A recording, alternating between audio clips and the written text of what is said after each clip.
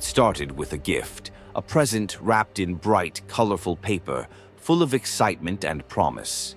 My birthday was coming up, and my mom told me there was something special waiting for me. I was 8, and like any 8-year-old, I loved getting presents. When I tore off the wrapping and saw the dollhouse, my heart skipped a beat. It was one of those elaborate, beautiful ones from Toys R Us. I'd seen it in the store before, and I couldn't stop staring at it every time we passed the doll section. It was perfect. Every detail was stunning. Miniature furniture, tiny rugs, little porcelain dolls that looked like they were from another time. I was thrilled. Mom and Dad were watching me as I opened it, and they both smiled. "We thought it might be fun for you," my mom said, brushing a lock of hair from her face. It didn't take long before I set the house up in my room. I spent hours arranging the dolls, moving them from room to room, placing them at the tiny kitchen table or putting them in bed. It was a world of my own making, a place where everything was exactly how I wanted it. But then something strange happened. At first, it was subtle. I noticed that the dolls, when I positioned them in certain places, seemed to move a bit on their own. A hand would shift slightly, a doll would turn its head. I convinced myself it was my imagination. After all, I was just getting caught up in the magic of it all. But then, the things they did started to become harder to ignore. One evening, while I was playing, I arranged the family of dolls in the living room. There was the mother doll, the father doll, the 2 children, and a little dog. I positioned them exactly how I always did. But the next time I looked at them, something was different. The father doll, which I had placed sitting on the couch, was now standing in the corner of the room, arms folded tightly across his chest, glaring at the other dolls. My breath caught in my throat. I hadn't moved it. I hadn't even touched that one. I felt a cold shiver run down my spine, but I shrugged it off.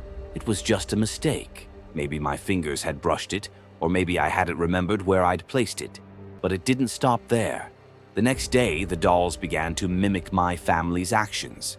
I hadn't even told my mom about what had happened, but when I went downstairs for breakfast, I saw that the mother doll in the house had moved into the kitchen, and the father doll was sitting at the table, sipping from a tiny cup. My heart started racing. I hadn't touched them. It felt like they were reflecting what was going on in my own home. I tried to ignore it, thinking I was just imagining things, but as the days passed, the dolls began to act out more and more, sometimes even before I had a chance to think about it. The first time I truly began to understand what was happening came the following weekend. We were having a family dinner, and my dad and mom were arguing, something they had started doing more and more. The argument was loud, about money, about something my dad had done at work. I couldn't really understand all of it, but the yelling made me anxious. I remember I ran upstairs to my room to escape.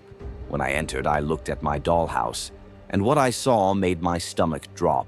The father doll was standing, shaking his fist at the mother doll, while the mother doll was turned away, arms crossed.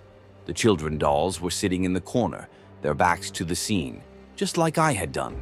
I hadn't made them do that. It wasn't me, but it was like the dolls had captured the exact moment, the emotion of what had been happening downstairs. I called my mom up to my room and showed her. She looked at the dolls, her eyes wide, but she didn't say anything. She didn't seem scared. Maybe it was because she didn't understand it either, or maybe she just didn't want to acknowledge it. I could tell something was off, but she told me to go downstairs and calm down. "It's just a toy, sweetie," she said, and I reluctantly followed her back downstairs. But the dolls weren't just mimicking what was happening in real time anymore. They began to anticipate things. I noticed it first with my little brother. He had been acting out at school, refusing to do his homework, getting in trouble. I didn't tell anyone, but the dolls seemed to know. I walked into my room one evening to find the children dolls standing in front of the parents, holding their heads low with their tiny bodies slumped. The mother doll was kneeling, her hand resting on the head of one of the children, as if comforting them. It was like the dolls knew that something was wrong with my brother. They were acting out the way I'd felt when I saw him being punished by our parents. That's when I realized these dolls weren't just mimicking, they were reacting. They were responding to emotions, to the things that were happening in the house, things that no one had spoken about aloud. Things started to spiral after that. The dolls began to act out darker, more sinister scenarios. One afternoon, after I had fought with my dad, he'd yelled at me for something trivial, something that wasn't my fault. I went upstairs feeling angry and upset. When I opened my door, I saw the father doll holding a tiny knife.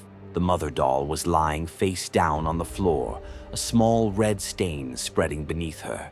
The children were standing off to the side, their faces frozen in fear. I felt sick, my stomach churning as I stared at the dolls. I couldn't believe it. I felt a wave of dread settle over me. I knew that wasn't just a reflection of what had happened. It was a warning, something that was coming, something that was going to happen. I didn't know what to do. I couldn't understand how or why this was happening, but I had to stop it. I had to figure out what the dolls wanted, why they were acting this way. I started to do some research, looking up anything I could about dolls, haunted objects, anything that might explain what was happening. I came across a story about a dollhouse once owned by a family that had gone through terrible tragedies. The dolls had been moved in strange ways, reflecting the family's emotional turmoil, but in the end, the family had been torn apart. The dolls seemed to embody the deepest secrets and fears of the family members. The more I read, the more I realized that my family was going through something similar. There were things we weren't talking about, secrets, unresolved pain, and the dolls were picking up on it. They were responding to our darkest emotions and fears. One night, after another huge fight between my parents, I went to the dollhouse, my hands trembling as I reached for the tiny figures. The father doll was still holding that tiny knife, and the mother doll was still sprawled on the floor, lifeless. This time, I couldn't just watch it happen. I couldn't wait for something worse to unfold. I knew the dolls weren't just pieces of plastic. They were a mirror of everything we were hiding, everything we refused to face. I took the dolls out of the house one by one and locked them in a box. I placed the box at the back of my closet, away from the rest of the world. I stopped playing with the dollhouse. I stopped pretending like everything was fine, and little by little, the tension in the house began to ease. My parents stopped fighting as much. My brother's attitude began to improve. It was like the house had stopped reflecting our darkest moments. I don't know what it was about that dollhouse, why it had such an effect on us. Maybe it was something about the dolls themselves, or maybe it was just the emotional weight of what had been happening in our lives. Story number 2. I remember the day I got that toy set like it was yesterday, though at the time I couldn't tell you why I'd been given it. I was just a kid, 7 years old, with my whole world revolving around simple things, like playing outside, watching cartoons, and picking out toys at the store. But this toy, the one I didn't ask for, stuck with me in a way that I never could have predicted. It was my birthday, my 7th birthday, or so I thought. It didn't feel right.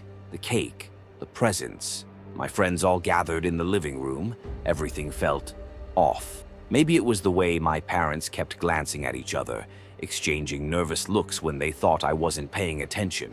I didn't think much of it at the time, but now I see it for what it was. Something was wrong, and I knew it in my bones. Still, the birthday party went on. Presents were opened. Laughter filled the room. It was one of those perfect moments that every kid longs for, except it wasn't. Later that day, I found the toy set in the pile of gifts, nestled between a box of crayons and a stuffed bear I had already thrown aside. I don't know why I didn't notice it sooner, but when I picked it up, something about it felt strange. It was a set of miniature furniture pieces, something a bit too advanced for a 7-year-old. The packaging was odd, faded and slightly torn, as though it had been sitting on a shelf for years. I didn't remember asking for it, didn't even know what it was supposed to be for, but I was excited because I loved toys, and this was a big set. It looked like something you could use to make a dollhouse, which was a bit old-fashioned for me, but still cool. I started playing with it, spreading the pieces across the floor of my bedroom. As I put together a tiny bed and table, something in my mind clicked. A memory, a fragment. I saw myself as a younger version of me, standing in front of a Toys R Us store, my mom holding my hand. The memory was blurry, like it was fading just as quickly as it came. I could see the toy aisle, the big signs overhead, but it felt wrong. The scene seemed too distant, too foreign, like I was watching it happen to someone else. I shook the thought away, brushing it off as just a weird memory. But then it happened again. Another flash, but this time it was clearer. I was standing in the toy aisle holding the same set, the one I had in my hands right now. I was about to reach for it, but my mom's voice cut through the air, telling me not to pick it up. But I did. I took the set off the shelf and held it in my hands, and for some reason I wasn't sure why it felt wrong, but I was afraid. My heart started racing as I snapped out of the memory, clutching the tiny pieces of furniture in my hands. What was going on? Why couldn't I remember what had happened that day? My mind was a jumble of confused images and sensations, none of them making sense. There was something about that toy, about that moment in the store, that I couldn't piece together. The next thing I remembered, I was back in my bedroom, sitting on the floor, surrounded by the scattered furniture pieces, trying to make sense of it all. The oddest part was that I felt like I was supposed to know something important, but it was just beyond my grasp. I looked up at the door when I heard my mom calling me downstairs for dinner. My legs felt heavy as I stood up, still holding the toy in my hands. I couldn't shake the feeling that something had happened that day, something I was meant to remember. But I didn't. Dinner passed in a blur, and the rest of the evening was equally uneventful. The toy set stayed with me, though. I couldn't get rid of it. I kept it on my desk by my bed, where I could see it. Every time I looked at it, I felt that strange pull, that nagging feeling that something wasn't right. The next day, I went to play with it again, but every time I touched the pieces, I had that flash of memory. The store, the aisle, my mom telling me not to pick it up. It was driving me mad.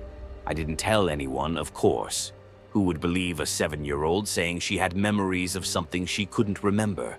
But the dreams, those were something else entirely. That night, as I drifted off to sleep, the dreams began. At first, they were soft, like little glimpses of the past. Me walking through the toy store, my mom's voice warning me, the toy in my hands. But then they turned darker. The aisles became twisted, the shelves crooked, and there, standing at the end of the aisle, was something or someone, a figure. I couldn't make out their face, but I could feel their presence. I woke up in a cold sweat, the feeling of someone watching me still lingering. The toy set was still on my desk, and I hadn't moved it, but it was different now. The pieces had changed. The bed, the table, the chairs, they were all altered in subtle ways. The bed was a little bigger, the chairs slightly crooked. I tried to ignore it, telling myself I was just imagining things. But then it happened again. The memories flooded back, only this time they were clearer, more vivid. I remembered standing in that Toys R Us aisle, holding the toy set, but my mom wasn't there. There was no one with me, just me, alone in the store. And I heard it, a whisper, soft and chilling from behind me. "You shouldn't have taken it." I froze. My heart skipped a beat. The room seemed to go cold as the words echoed in my mind. The whispers grew louder, more insistent. I couldn't move. The pieces on my desk began to shift, the furniture rearranging itself. The bed, the chair, the table, it was like they were moving on their own. I couldn't tear my eyes away. My hands were shaking. I could feel my breath catch in my throat. Suddenly, the door to my room creaked open, and my mom appeared in the doorway. I jumped, startled. Her face was pale, her eyes wide, as if she had seen something she wasn't supposed to see. "What are you doing?" she asked, her voice strained, though it wasn't loud. It was more like she was trying to keep something hidden. I looked down at the toy set, then back at her. "Mom, what happened? Why didn't you let me have this toy?" Her face twisted with confusion, and I saw a flash of something else, a fleeting glimpse of fear. "What do you mean?" she asked, her voice trembling. "What toy?" "The set. The toy." I couldn't stop myself. "You told me not to pick it up," I said, my voice shaking. "You told me it was bad. You said I couldn't have it." But my mom just stared at me. I never said that." I looked back at the toy set.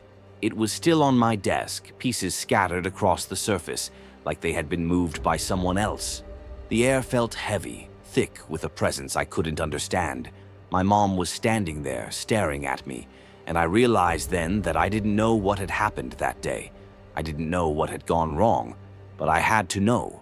I had to understand why the toy set felt like it had taken something from me. I never played with it again. I never touched the pieces, no matter how much they seemed to call to me. I don't know what happened in that store, what was behind the memory that didn't make sense. But I do know one thing. That toy wasn't meant for me, and whatever I was meant to remember, it's a memory that will never come back. Not completely, not ever. So I left it. I packed the pieces away in a box and shoved it deep into the back of the closet, hoping to forget. And I did forget. Eventually, I did, but I never quite shook the feeling that someone, was watching me, even now. Story number 3. It all started when I got the toy. I can't say I remember asking for it, but it was there in front of me one Sunday afternoon. My parents had taken me to the local Toys R Us store to pick out something for my birthday. The usual routine.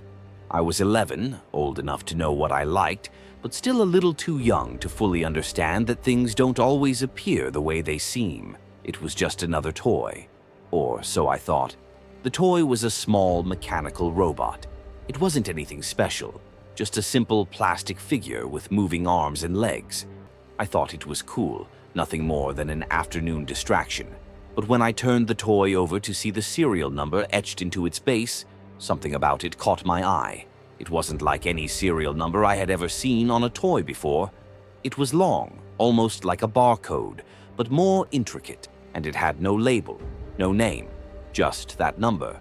I shrugged it off, figuring it was just a batch code or something unimportant.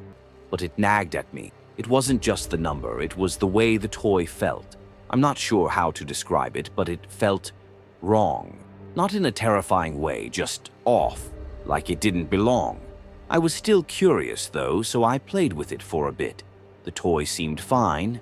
It moved as it was supposed to, its limbs clicking into place when I twisted the knobs on its back. But then, that night, everything changed. I had just finished setting the toy on my desk next to my bed when I heard a noise. It was faint at first, like a low hum. I assumed it was the house settling, or maybe the fan in the corner of the room. But it grew louder, and then I heard a click, a distinct mechanical sound like gears turning. My eyes snapped open. The toy, it was moving.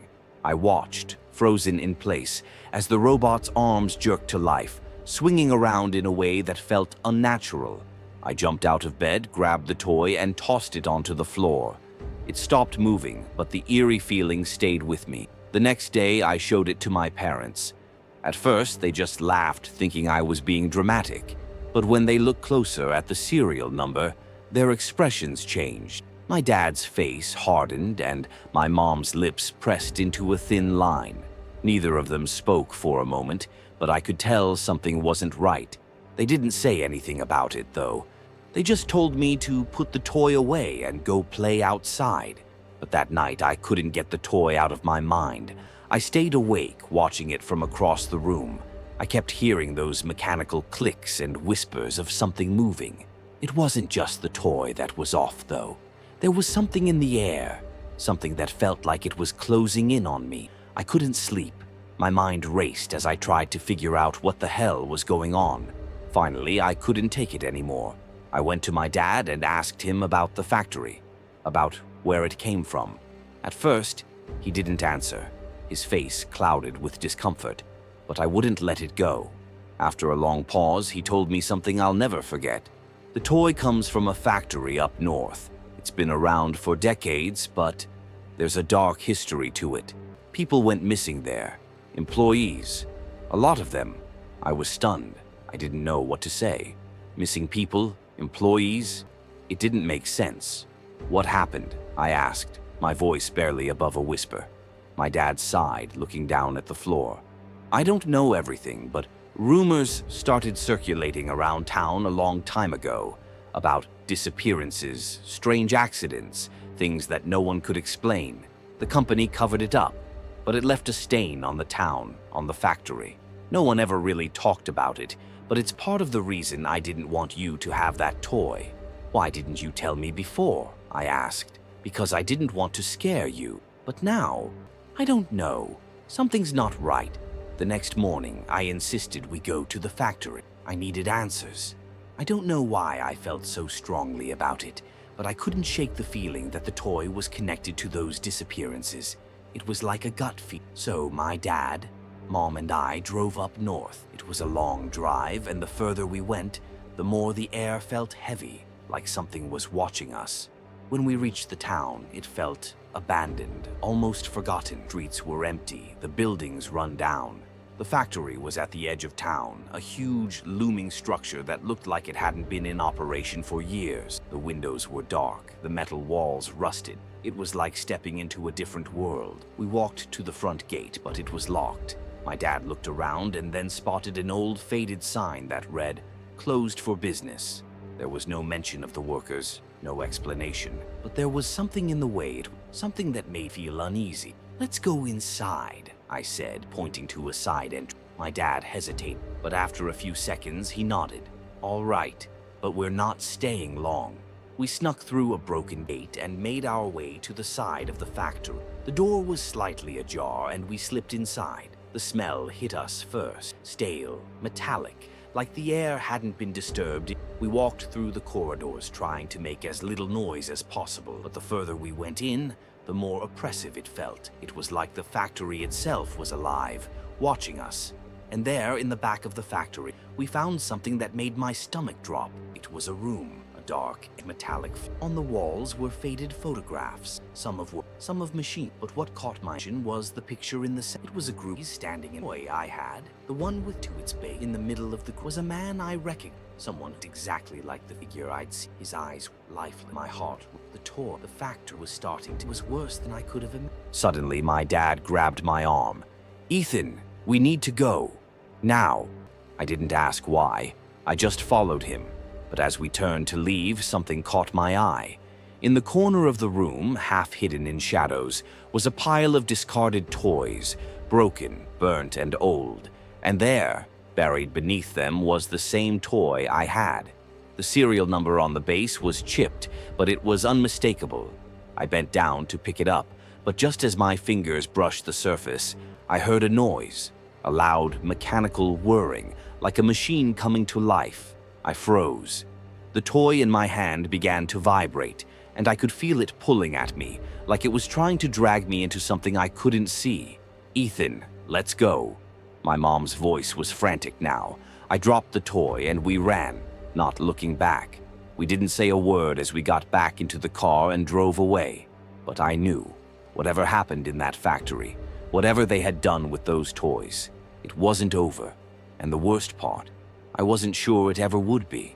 That toy stayed with me for years, in a box at the back of my closet. I couldn't bring myself to throw it away, but I never touched it again. And even now, as I sit here telling you this, I still feel the weight of that serial number pressing into my mind, as if the toy is still waiting for something, waiting for me. Story number 4. I was just starting my shift at the Toys R Us store in Rome, a job I had taken to pay the bills while I figured out what I wanted to do with my life. It wasn't glamorous, but it was steady work. My co-workers were mostly friendly. The hours passed quickly, and I could usually avoid the more difficult customers by hiding in the stockroom or organizing shelves. The store itself was huge, sprawling across several floors, with aisles full of every kind of toy imaginable. I hadn't worked there for long, only a few months, but in that time I'd grown accustomed to the routine. One evening, after the last customer had left and the store was quiet, I was asked to check the stockroom. It was always my least favorite job, dusty, dark, and full of boxes I had to sort through. But it was something that had to be done, and I didn't mind much. As I was digging through one of the older boxes in the back, I found something odd, a journal. It was leather-bound, worn, and looked like it had been forgotten for years. It was tucked under a pile of toys, out of sight, and I might have missed it if I hadn't been reaching for something else. Curious, I picked it up and flipped through the pages. The handwriting inside was tight and neat, but the words seemed to grow more frantic the further I read. The journal wasn't about toys or inventory. It was written by someone who had worked at the store before me, someone who had apparently been here when the store first opened. The entries started innocuously enough. Nothing more than notes about daily tasks, inventory reports, and the usual complaints about management. But then things started to get strange. The journal chronicled unusual occurrences in the store, items mysteriously disappearing, strange sounds coming from the storage areas, and, most disturbingly, the odd behavior of certain employees. As I continued reading, I found myself becoming more and more unsettled. The author mentioned that some employees had been behaving oddly, secretive, withdrawn, and sometimes aggressive. They seemed to be hiding something, and the journal's author suspected it was more than just stress or burnout. The entries grew darker over time, describing a strange and unsettling presence in the store. "Something's watching us," one entry read. "It's not the customers, it's something else." The writer mentioned hearing whispers at night, seeing shadows that didn't make sense, and feeling an overwhelming sense of dread whenever they worked late shifts alone. They wrote about one employee in particular, a man named Marco, who had worked here for years. According to the journal, Marco had become increasingly erratic and obsessed with something hidden deep in the storage rooms. The entries ended abruptly with a final frantic note. "I think Marco knows what's in there. I think he's trying to get it out. I'm scared." I closed the journal, my hands shaking. The air in the stockroom suddenly felt heavier, like the walls were closing in on me. It was ridiculous, I knew that. I'd been alone in the store plenty of times before, and nothing had ever happened. But the way the journal described things, it felt like the author had been seeing things that no one else could. I glanced around the stockroom, half expecting to see someone standing in the corner, watching me, but there was nothing. Still, I couldn't shake the feeling that something wasn't right. I stuffed the journal back into the box and hurried out of the stockroom, trying to push the unease out of my mind. Over the next few days, I found myself thinking about the journal more and more. I couldn't stop wondering about what the previous employee had written, about Marco and the strange behavior. I started paying more attention to the people around me, my co-workers, the ones who had been working there for years, the ones who had probably known Marco. Most of them seemed normal, but there were a few who made me uneasy. Tommaso, for instance, the manager, was often absent during late shifts and seemed to avoid the stockroom. He was polite, but there was a coldness to him, like he was hiding something. Then there was Alessandra, a cashier who had worked at the store since it first opened. She was friendly enough, but I could see her eyes flicker nervously whenever we talked about Marco or the stockroom. I couldn't help myself. I had to know more. So I began asking around, trying to gather information. At first, no one seemed to know anything, but as I kept pushing, I started to hear strange things. Alessandra mentioned that Marco had been one of the original employees and had been with the store for over 15 years. She said that, at first, he had been normal, dedicated, hardworking, but over time, he had become more and more withdrawn. He started to stay late working alone in the stockroom, even after the store closed. He would lock himself in, and no one ever really knew what he was doing. Tommaso was more evasive. When I asked him about Marco, he just shook his head and told me not to worry about it. Marco had his demons, he said, his voice flat, almost like he was trying to dismiss the topic entirely. But there was something in his eyes that made me uneasy. It was like he knew more than he was letting on. As the days passed, I couldn't stop thinking about the journal and the things it described. The whispers, the shadows, the strange behavior of the employees. The more I thought about it, the more I became convinced that something was wrong in the store. I had to know what it was. One night, I decided to take matters into my own hands. I stayed after my shift and went back to the stockroom. I knew the store was empty, that I wouldn't be disturbed. I wanted to find out if there was something hidden there, something Marco had been obsessed with.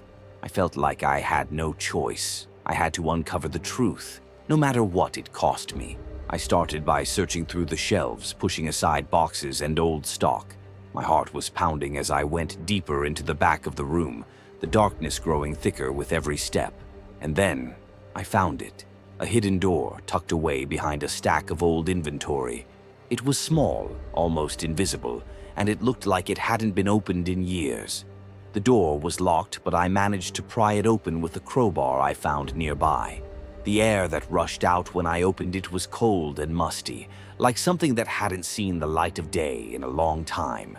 Inside, I found a small, dimly lit room. There were shelves lined with boxes, but what caught my eye was the strange altar in the center of the room. It was a makeshift table covered in what looked like old photographs and books. But the thing that terrified me the most was the large black stone sitting on top of it. It was smooth, polished, and it seemed to absorb the light around it. The moment I stepped inside, I felt a rush of dread wash over me. I had no idea what I was looking at, but I knew one thing. It was something that should never have been found. As I stepped closer, I heard a sound, a whisper, soft at first, then louder, until it was like 100 voices echoing in my mind. I turned, and standing in the doorway was Marco, his eyes wide and unblinking, staring at me with a look of pure rage. "You shouldn't have come here," he said, his voice low and cold. "You've uncovered what we've all been hiding." The fear gripped me like a vice, but I couldn't move. Marco stepped forward, his body stiff and unnatural, like he was being pulled by some unseen force. "This is where it all started," he continued, "where we were all changed. You shouldn't have looked." I backed away, my heart racing, and that's when I realized there were no exits. The room was closing in on me. Marco advanced, his hands reaching out, and I knew then that whatever he had become, it wasn't human anymore. I ran, stumbling out of the room, slamming the door behind me. I didn't stop to look back. Didn't stop until I was outside the store, gasping for breath, trembling from the terror that gripped me. I didn't know what had happened to Marco, to the others, but I knew one thing. Whatever was hidden in that room had changed them, and now it was after me too.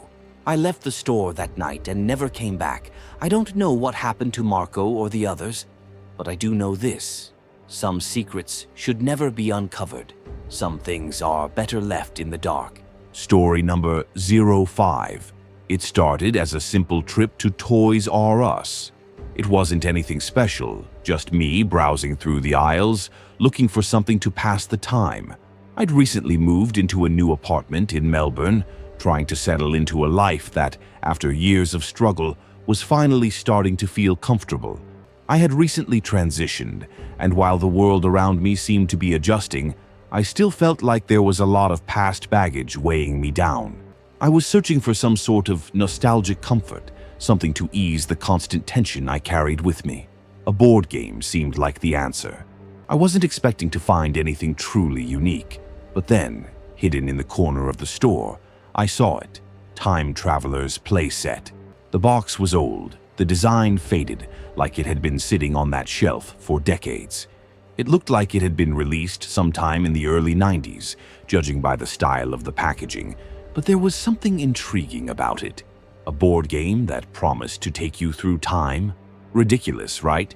But I picked it up anyway, thinking it might be one of those things that wasn't worth much, but would make a quirky addition to my apartment. When I bought it and opened the box at home, I wasn't sure what I expected. The instructions were bizarre, to say the least. It wasn't a normal board game. There were no dice, no traditional pieces. Instead, there were little figurines, each representing different stages of life. A young girl, a teenager, an adult. And there was a single card, a thick, yellowed one that read, "Time is a circle. Find your path or remain forever lost." It felt odd, but I shrugged it off, thinking maybe it was some sort of novelty game designed to be more of a conversation starter than an actual game. But then, when I set up the board, something strange happened. As soon as I placed the first figurine, the child, on the starting point, I felt a sharp tug at the pit of my stomach. For a brief second, the room around me blurred, and everything went quiet. The sounds of the world outside, the cars on the street, the hum of the fridge. Everything disappeared. When the room returned to normal, I was no longer sitting in my apartment. I was standing in the middle of my old bedroom, the one I had grown up in before everything changed. It wasn't a memory. It was real. I could smell the stale air, the faint scent of old books and childhood toys. I didn't know how it was possible, but there I was, back in my parents' house, in the past. The board game pieces were still in my hand, the figurine of the child now standing on the floor beside me. I stumbled back, disoriented, my heart pounding. Is this some kind of dream? I muttered to myself. I reached out and touched the wall, feeling the cool texture of the wallpaper I hadn't seen in years. Then I heard the faint sound of footsteps. My heart stopped. I turned, and there, standing in the doorway, was my younger self. She looked just like I remembered, clumsy, awkward, her hair messy in that way it used to be when I was still figuring out who I was. The look on her face was exactly how I had felt back then, confused, scared, full of questions. I wasn't prepared for this, for the rush of emotions that hit me like a freight train. I felt like I was about to suffocate, surrounded by the child I had once been, trapped in a time I had tried to forget. My mind raced. What is this? What's happening? But the girl in front of me didn't say anything. She just stood there, staring at me with wide, unblinking eyes, the same ones I had once had, before everything started to change. In an instant, I was yanked back. The room shifted, blurred, and I was once again sitting in my apartment, the game pieces still scattered on the table in front of me. I was panting, my heart still racing, trying to process what had just happened. I didn't understand it. The figurines, the board, the card, it all felt too real, too much like something out of a nightmare. But when I looked down at the pieces, I saw that the child figurine was no longer at the starting point. It was halfway through the board, positioned in a place I hadn't moved it to. It was as though the game was playing itself. I couldn't shake the feeling that I had to keep playing, that somehow this game was tied to something bigger, something I had yet to understand. So I moved the next piece, the teenager. The moment the figurine touched the board, everything shifted again. I was back in high school. I could see myself, just a teenager, standing in front of the bathroom mirror, trying to figure out how to make sense of the person looking back at me. This time, it wasn't just the confusion and fear. It was the overwhelming sense of not knowing who I was, of struggling with my identity, and knowing that I was trapped in a body that didn't match who I felt I was inside. I watched myself, a silent observer to the pain, the confusion, the uncertainty I had lived with back then. And then I felt it, the pull again, the weight of the moment, the emotional depth that swirled around me. I wanted to scream, to shout at my younger self, to tell her that it would get better, that there was light at the end of the tunnel, but I was powerless. I wasn't there to change the past. I was there to relive it, to face it once again. The next moment, I was back in my apartment, gasping for air. My hands were shaking, my heart was racing, and I could feel my body trembling from the overwhelming rush of emotion. I was terrified, but I couldn't stop. I had to keep playing. I needed to understand what the game wanted, what it was trying to show me. The next piece was the adult. I moved it across the board, and just as before, the world around me warped, and I was thrust into yet another pivotal moment in my life. I was in my early 20s, standing in front of the mirror again, but this time it wasn't just about my body. It was the moment when I had made the decision to transition, to begin living my life as the person I truly was. It was the hardest decision I had ever made, and it had torn me apart, but I could feel the weight of it, the intensity of that moment, the fear of losing everything, the fear of rejection, of being judged. I felt it all over again. The game didn't just make me relive these moments, it made me experience them with every fiber of my being. But then something changed. As I stood there, looking at the reflection of myself in the mirror, I realized the game wasn't just showing me the past, it was pulling me into it, making me confront the things I had buried deep inside me, the decisions I had made, the people I had hurt, the people who had hurt me. The figurine of the adult shifted, and suddenly I was no longer in my apartment or in the past. I was standing at a crossroads, a place between my old life and the life I had fought for. The game had become a maze of choices, each one more difficult than the last. To move forward, to break free from the past, I had to confront everything I had left behind, the people, the pain, the fears. I realized then that the game wasn't just about time, it was about self-acceptance, about making peace with who I was and who I had been. It was a test, not of my ability to move through time, but of my ability to confront my own demons, my own regrets. The moment I understood that, the game stopped. I found myself back in my apartment, the board game pieces scattered before me. I looked at the card again, the one that had started it all, and for the first time it made sense. Time is a circle. Find your path, or remain forever lost. I stood up, finally feeling a sense of peace I hadn't known before. The game had shown me the past, but it had also shown me that I didn't need to live in it anymore. I could move forward not by erasing it, but by accepting it as part of who I was. I wasn't lost anymore. I had found my path. Story number 06. I don't really know where to begin with this, but I guess it started when I bought that doll. Sounds ridiculous, right? But honestly, if I hadn't gotten it, none of this would have happened. I can't even look at the thing now without my stomach twisting, but it's part of my story whether I like it or not. So here it goes. It was 2020, right at the beginning of the year, and I had just finished transitioning. I was still struggling to fit in at school, feeling out of place in my own skin, despite finally becoming who I was supposed to be. My confidence was still shaky, and some days I just felt like I couldn't breathe, like I was walking through life wearing a mask that didn't quite fit. I had friends, but I couldn't shake the feeling that they didn't really see me, or worse, that I didn't belong anywhere. One afternoon, while I was out shopping in the mall, I wandered into the Toys R Us store. I don't know why. I wasn't really interested in toys, but something about the place always made me feel a bit better. It was like stepping into a world where things were simple, where everything was meant to be fun. It was a bit of an escape for me, even if I was a teenager. I was just browsing the aisles when I noticed it.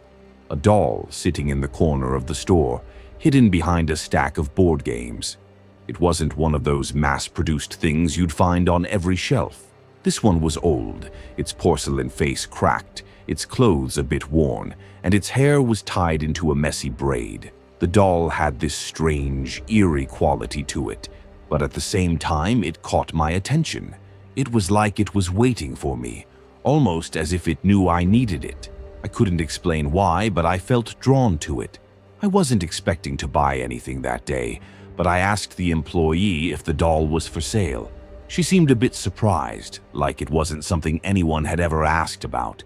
"It's been here for decades," she said, her voice quiet, almost like she was telling me a secret. "No one ever buys it. It's kind of strange, really. Strange or not, I bought it." I told myself it was just a quirky little piece of nostalgia, something to put on my shelf.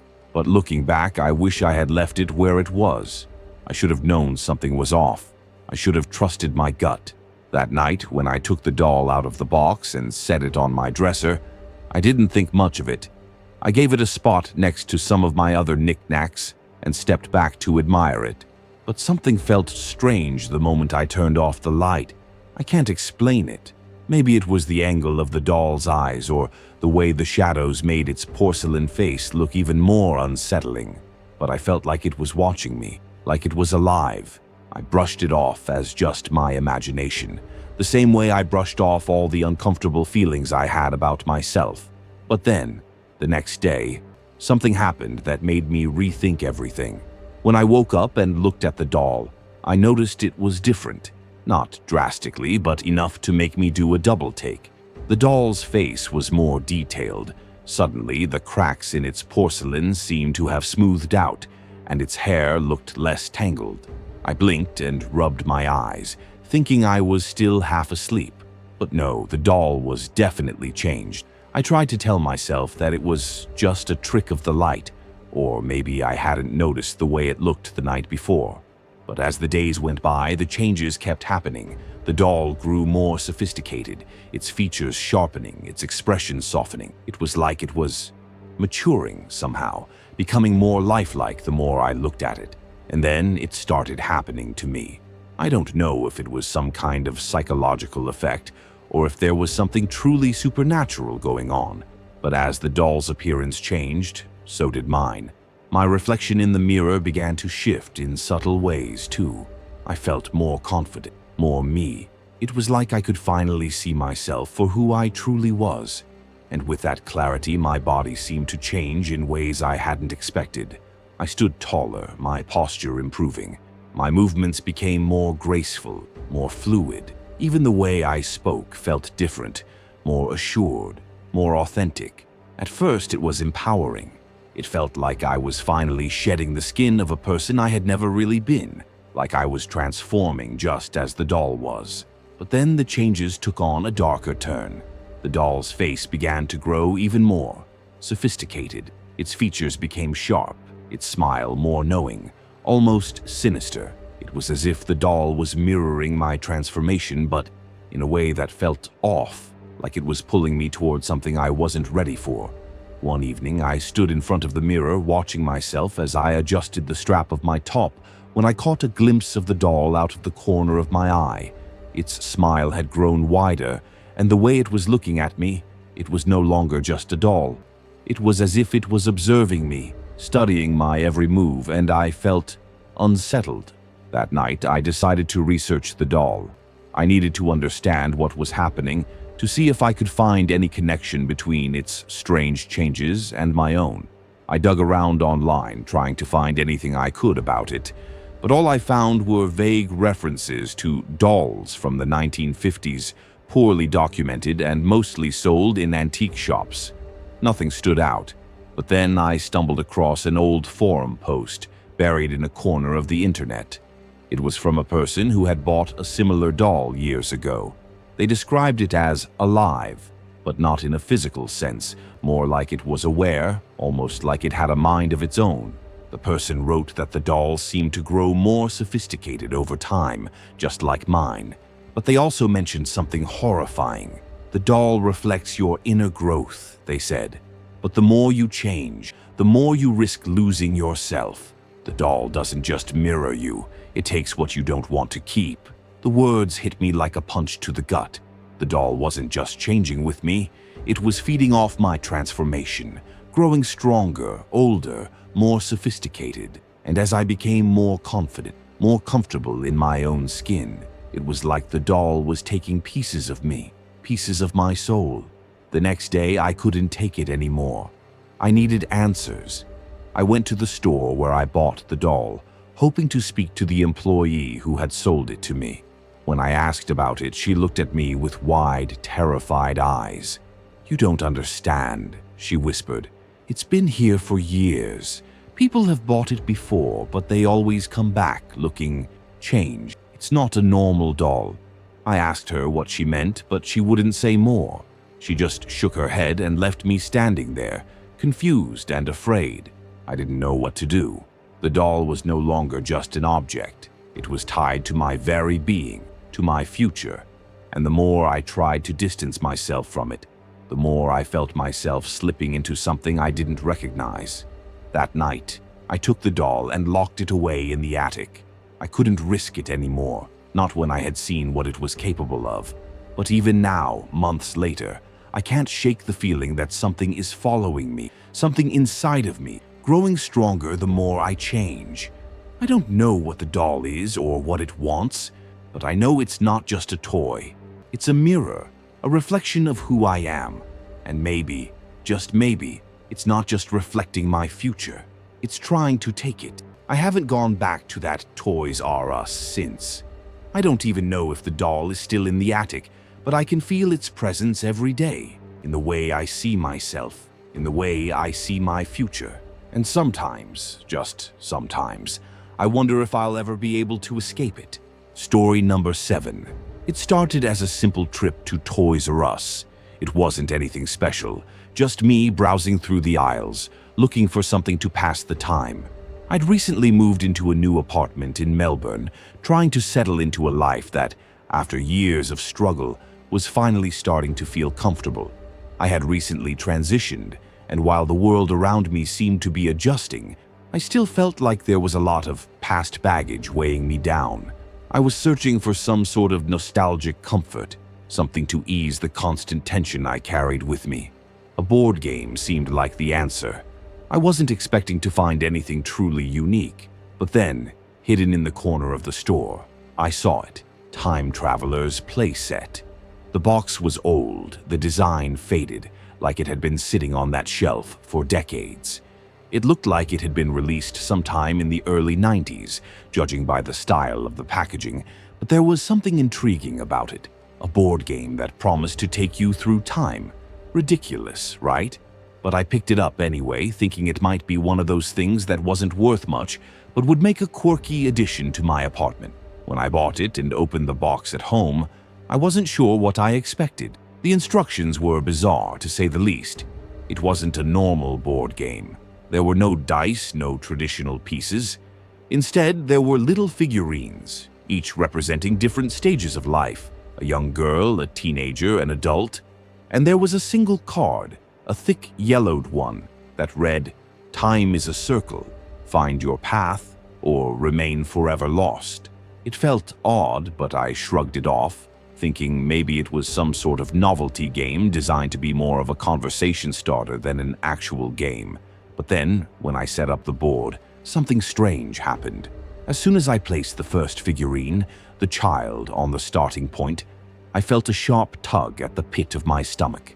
For a brief second, the room around me blurred, and everything went quiet. The sounds of the world outside, the cars on the street, the hum of the fridge, everything disappeared. When the room returned to normal, I was no longer sitting in my apartment. I was standing in the middle of my old bedroom, the one I had grown up in before everything changed. It wasn't a memory. It was real. I could smell the stale air, the faint scent of old books and childhood toys. I didn't know how it was possible, but there I was, back in my parents' house in the past. The board game pieces were still in my hand, the figurine of the child now standing on the floor beside me. I stumbled back, disoriented, my heart pounding. Is this some kind of dream? I muttered to myself. I reached out and touched the wall, feeling the cool texture of the wallpaper I hadn't seen in years. Then I heard the faint sound of footsteps. My heart stopped. I turned, and there, standing in the doorway, was my younger self. She looked just like I remembered, clumsy, awkward, her hair messy in that way it used to be when I was still figuring out who I was. The look on her face was exactly how I had felt back then, confused, scared, full of questions. I wasn't prepared for this, for the rush of emotions that hit me like a freight train. I felt like I was about to suffocate, surrounded by the child I had once been, trapped in a time I had tried to forget. My mind raced. What is this? What's happening? But the girl in front of me didn't say anything. She just stood there, staring at me with wide, unblinking eyes, the same ones I had once had, before everything started to change. In an instant, I was yanked back. The room shifted, blurred, and I was once again sitting in my apartment, the game pieces still scattered on the table in front of me. I was panting, my heart still racing, trying to process what had just happened. I didn't understand it. The figurines, the board, the card, it all felt too real, too much like something out of a nightmare. But when I looked down at the pieces, I saw that the child figurine was no longer at the starting point. It was halfway through the board, positioned in a place I hadn't moved it to. It was as though the game was playing itself. I couldn't shake the feeling that I had to keep playing, that somehow this game was tied to something bigger, something I had yet to understand. So I moved the next piece. The teenager. The moment the figurine touched the board, everything shifted again. I was back in high school. I could see myself, just a teenager, standing in front of the bathroom mirror, trying to figure out how to make sense of the person looking back at me. This time, it wasn't just the confusion and fear. It was the overwhelming sense of not knowing who I was, of struggling with my identity and knowing that I was trapped in a body that didn't match who I felt I was inside. I watched myself, a silent observer to the pain, the confusion, the uncertainty I had lived with back then. And then I felt it, the pull again, the weight of the moment, the emotional depth that swirled around me. I wanted to scream, to shout at my younger self, to tell her that it would get better, that there was light at the end of the tunnel, but I was powerless. I wasn't there to change the past. I was there to relive it, to face it once again. The next moment, I was back in my apartment, gasping for air. My hands were shaking, my heart was racing, and I could feel my body trembling from the overwhelming rush of emotion. I was terrified, but I couldn't stop.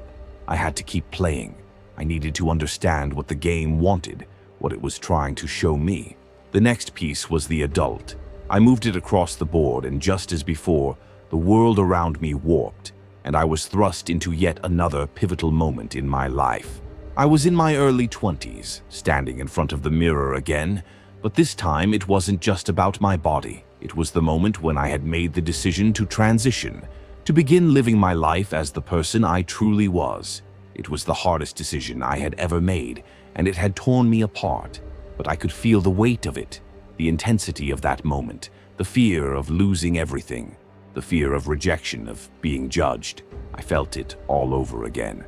The game didn't just make me relive these moments, it made me experience them with every fiber of my being. But then something changed. As I stood there looking at the reflection of myself in the mirror, I realized the game wasn't just showing me the past. It was pulling me into it, making me confront the things I had buried deep inside me, the decisions I had made, the people I had hurt, the people who had hurt me. The figurine of the adult shifted, and suddenly, I was no longer in my apartment or in the past. I was standing at a crossroads, a place between my old life and the life I had fought for. The game had become a maze of choices, each one more difficult than the last. To move forward, to break free from the past, I had to confront everything I had left behind, the people, the pain, the fears. I realized then that the game wasn't just about time, it was about self-acceptance, about making peace with who I was and who I had been. It was a test, not of my ability to move through time, but of my ability to confront my own demons, my own regrets. The moment I understood that, the game stopped. I found myself back in my apartment, the board game pieces scattered before me. I looked at the card again, the one that had started it all, and for the first time it made sense. Time is a circle. Find your path, or remain forever lost. I stood up, finally feeling a sense of peace I hadn't known before. The game had shown me the past, but it had also shown me that I didn't need to live in it anymore. I could move forward, not by erasing it, but by accepting it as part of who I was. I wasn't lost anymore. I had found my path. Story number 8. I can still hear Joey's voice when he asked for it, clear as day. It wasn't a request any parent wants to hear from their child, especially not a child like Joey. He'd been sick for months, slowly deteriorating in a way that left him more fragile each day. The doctors had given us the grim news weeks earlier, telling us there wasn't much time left. But Joey, like any other 8-year-old, didn't fully grasp what was happening. He still had his dreams, his wishes, his hopes. At least, that's what I told myself. It was his birthday, and I knew it was going to be the last one. There was no way I could tell him that. I didn't even know how to tell myself. So when he looked up at me from his hospital bed, that small smile playing on his lips, and whispered, "Dad, I want the special action figure, the one from Toys R Us, the limited edition, please." I nearly broke down. He had been obsessed with that figure for months, always talking about it, imagining the adventures he would have with it. I promised him I would get it. He didn't know how desperate I was to fulfill that promise. He didn't know how impossible it was. I had tried to find it weeks before, searching every toy store, calling every store in the city, but it was sold out everywhere. It wasn't just a toy, it was a collectible, a limited release, one of those toys that only came around once in a lifetime. And it wasn't just rare, it was practically impossible to find. But I couldn't let him down. Not now. Not when he had so little time left. I had to try. The next day, I drove straight to the Toys R Us in town. I knew I had little time, but I wasn't going to stop until I had that damn action figure. Joey's condition was worsening with each passing hour, and I couldn't bear to see the hope in his eyes fade. I'd made a promise, and I was going to keep it. When I walked into the store, the lights seemed too bright, and the shelves stretched out in every direction. It was overwhelming, but I didn't have time to waste. I headed straight for the action figure aisle, the one Joey had told me about. But when I got there, my heart sank. The shelves were bare. Nothing. Just a few random toys, nothing special, certainly nothing limited edition. I felt the panic rising in my chest, my breath catching in my throat. I was about to turn and leave when a store employee, a young guy in his 20s, walked over. He looked at me like he knew what I was thinking, like he knew why I was there. He had that look, the kind of expression you get when someone is too familiar with a person's desperation. "Can I help you find something, sir?" he asked. I nodded, trying to keep my voice steady. "I'm looking for the limited edition action figure, the one you only had a few of. I know it's sold out, but I need to get one. My son's sick. It's his last birthday." The employee's face shifted slightly, like he understood, but also like he was trying to hold something back. "We might have one left," he said, his voice lowering, "but you'll have to come with me." He led me to the back of the store, past the aisles of toys, deeper into the warehouse-like stockroom. I was confused, but I didn't question him. I was desperate. My mind was running on fumes. All I could think about was Joey, waiting at home, hoping I would return with the toy. We passed through doors I hadn't even noticed before, and the further we went, the quieter the store became. The shelves back here were stacked high with boxes and unmarked crates, like they were hiding something. I followed the employee into a dimly lit section of the warehouse, where a single shelf stood with a few action figures displayed on it. "I've got the last one," the employee said, reaching for a dusty box on the top shelf. I felt a rush of relief flood through me. This was it. This was the moment. But as the employee handed me the box, I noticed something strange. The box was old, the edges were worn, and the plastic covering was cracked. This wasn't a toy that had been sitting on a shelf for weeks. It looked like it had been there for years. It didn't seem right. I glanced at the employee, who was watching me with a strange intensity in his eyes. He smiled, but it wasn't a reassuring smile. It was too knowing of something I didn't understand. "Thank you," I said, clutching the box tightly to my chest. I felt the weight of it, and suddenly it felt much heavier than it should. "You're welcome," the employee said, his voice almost a whisper. "Take care of it, and take care of your son." The words sent a chill down my spine, but I couldn't focus on that. I had the toy. I was going to get it home to Joey, and everything would be okay. At least that's what I told myself. I left the store quickly, barely glancing back. I don't know why, but something felt wrong. I felt like I was being watched, like there was something following me, something lurking in the shadows of that store. But I shook it off.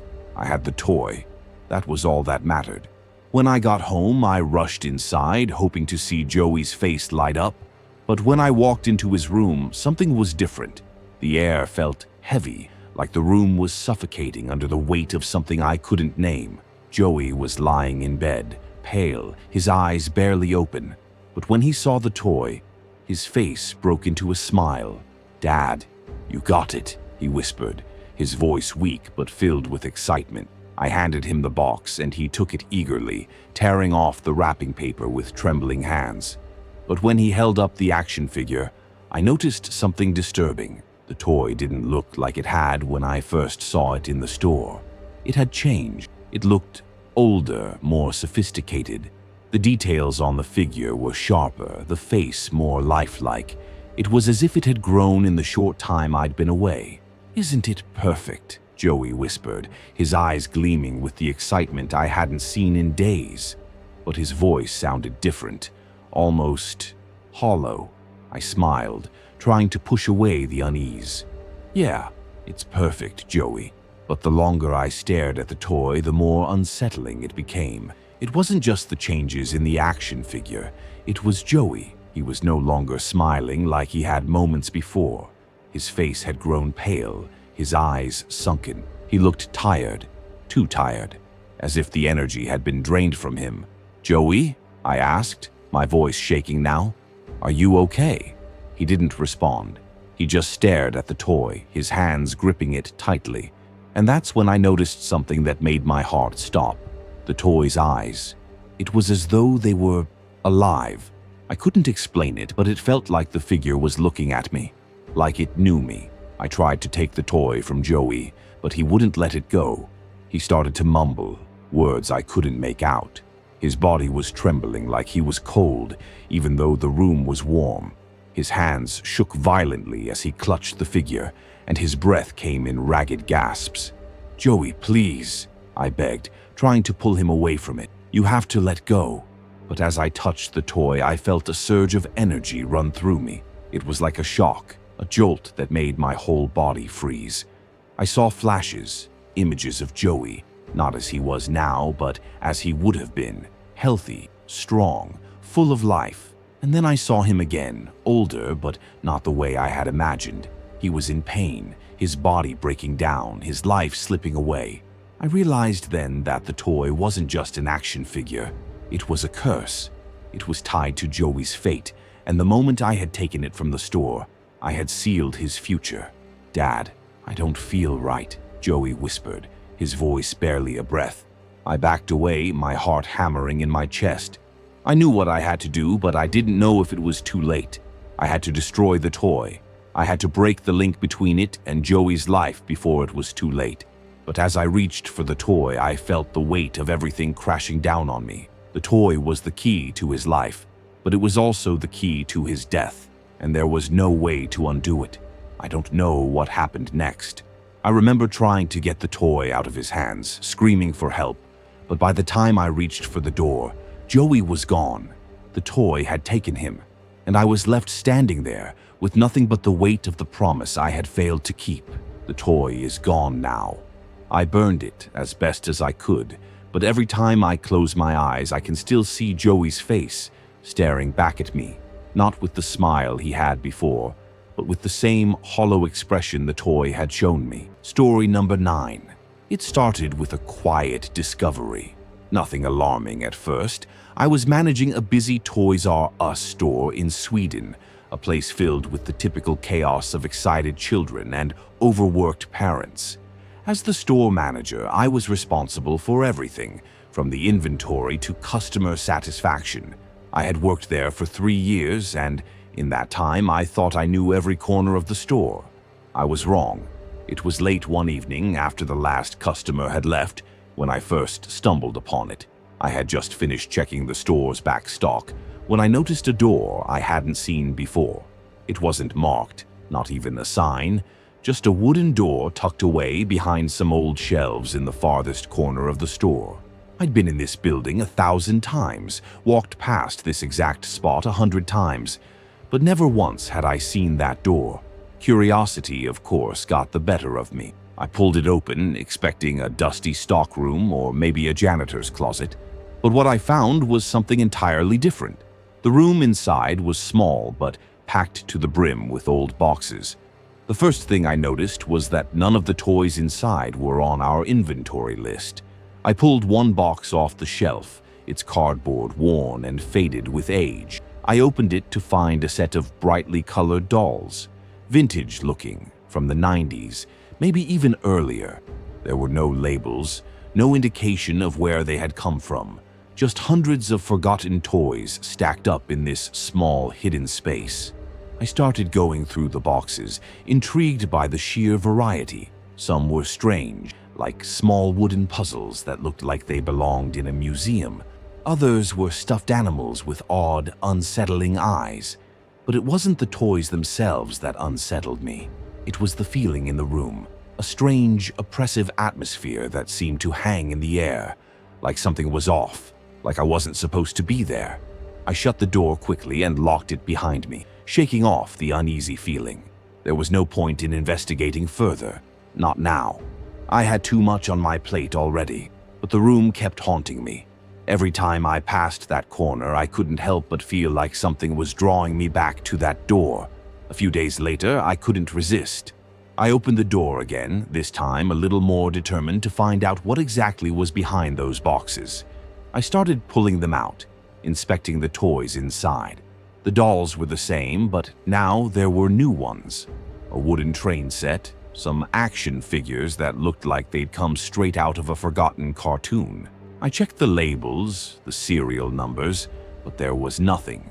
Nothing to tell me where these toys came from or why they were here. Then something strange happened. I had just picked up a teddy bear from one of the boxes when I noticed something in the corner of the room, a child's drawing pinned to the wall. It was simple, nothing special, just a picture of a stick figure drawn in crayon with the words "Don't forget" scribbled beneath it. I felt a shiver run down my spine. Who had put this here and why? The next day I noticed something odd. A boy, maybe 5 or 6, had been playing with one of the dolls in the store. I didn't think much of it at first. Kids always grab toys and start playing with them. But as I watched him, I realized he was acting strangely. He didn't seem like the playful, excited child you'd expect in a toy store. Instead, he was eerily focused, his fingers gently caressing the doll's face as if trying to calm it. His eyes were wide, almost glassy, staring at the doll with an intensity that felt wrong. I walked over to him, my manager instincts kicking in. "Hey, buddy, you okay?" I asked, bending down to his level. He looked up at me and his smile was unnerving. "She likes me," he said, holding the doll closer to his chest. "She's my friend now." I didn't think much of it then. Children can be odd, especially when they find a toy they like, but I couldn't shake the feeling that something was off about the whole interaction. That night, I couldn't sleep. The image of that boy's strange smile, the intensity of his gaze, kept replaying in my mind. I kept thinking about the toys in that hidden room, the ones I'd been avoiding. By the following week, things started to get even stranger. More children came into the store, and each time one of them would become obsessed with one of the forgotten toys. It wasn't just the dolls anymore. Kids were drawn to the wooden puzzles, the old stuffed animals, and even the action figures I had found. They would sit down in front of the toys, utterly absorbed, their attention fixed. And it wasn't just play. They seemed to be in a trance, like they couldn't stop themselves. Their behavior was more intense, more focused. Some of the parents even commented on how their kids were acting differently after they interacted with these toys, almost as though they had developed a strange attachment to them. One child, a girl this time, started talking about the toys as if they were real people. She told me the doll she was holding was her sister, that it had been waiting for her. I asked her where she had gotten the doll, and she just smiled and pointed to the shelf. "It's been here for a long time," she said, almost as if she knew something I didn't. I began to feel a growing sense of unease. The children's behavior was starting to get disturbing. They weren't just becoming obsessed, they were changing. They were becoming more withdrawn, less communicative, and in some cases, even aggressive. One boy screamed at his mother when she tried to take away a toy he had been playing with for hours. Another child threw a tantrum when his toy broke. It wasn't normal, but none of the parents seemed to notice. They just chalked it up to normal kid stuff. I couldn't ignore it any longer. I had to get to the bottom of this. I went back to that hidden room, determined to figure out what was going on. As I opened the door again, I felt a cold rush of air, like something was waiting for me. I pulled out the nearest box and opened it, looking for any clue as to why these toys were affecting the children like this. That's when I found it, an old, worn ledger buried at the bottom of one of the boxes. The pages were yellowed and fragile, but the handwriting was still legible. It was a list of toys, all marked with strange codes and numbers. Many of them were the same toys I had found in the room, but there were more. A whole page dedicated to dolls, puzzles, and figurines, each accompanied by a note. Some of the notes were harmless, but others were more concerning. Experiment successful, one note read. Subject 103, negative reaction. Subject 112, positive feedback. As I flipped through the pages, it became clear what had happened. These toys weren't just forgotten. They were part of something much darker. I started to feel sick to my stomach. These toys were part of some kind of twisted experiment, one that involved manipulating children's behavior. And the more I looked at the ledger, the more it became clear that something had gone horribly wrong. Some of the toys had been marked with a red X, indicating that they had been deemed too dangerous for sale. But somehow they had ended up in the hidden room, waiting for someone to find them. I knew what I had to do. I couldn't let these toys stay in the store any longer. But when I tried to tell my superiors, they didn't believe me. They thought I was overreacting, that it was just an isolated incident. But I knew better. I had seen the changes in the children. I had felt the strange pull that these toys seemed to have. So I took matters into my own hands. I disposed of every single toy from the hidden room. It wasn't easy, but I couldn't let them stay there, not knowing what they had done to those children, what they were still capable of. I burned the toys, one by one, and made sure no one would ever find them again. The store is back to normal now, but every time I walk past that corner, I can't help but wonder how many other places have their own hidden inventories filled with forgotten toys. I think about the children who played with them, and I wonder if it's really over. The toys are gone, but I don't think the effects of what happened here will ever truly disappear. And if you ever find a toy that feels like it's waiting for you, trust me, you don't want to play with it.